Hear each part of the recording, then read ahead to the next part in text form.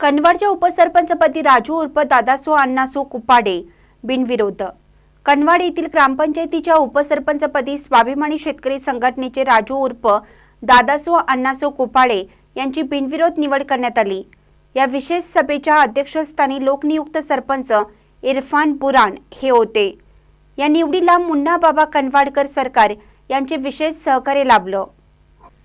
उपसरपंच पदाच्या निवडीची विशेष सभा येथील ग्रामपंचायतीच्या सभागृहामध्ये बुधवारी 22 जानेवारी रोजी बोलवण्यात आली होती।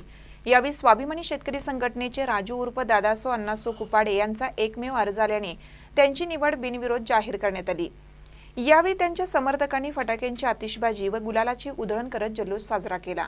उपसरपंच पदासाठी प्रतिवर्षी रोटेशन पद्धतीने प्रत्येकाला संधी देण्यात येते। यावेळी राजू उर्फ दादासो अण्णासो कुपाडे यांना संधी मिळाल्याने त्यांच्या समर्थकांमध्ये आनंदाचं वातावरण निर्माण झालं होतं।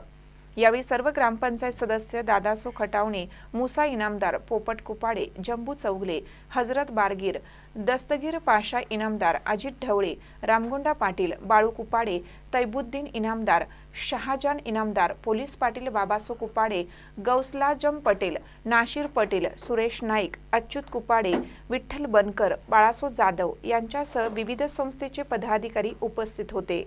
महानकर न्यूजसाठी इजाज खान पठाण, कुरुंदवाड।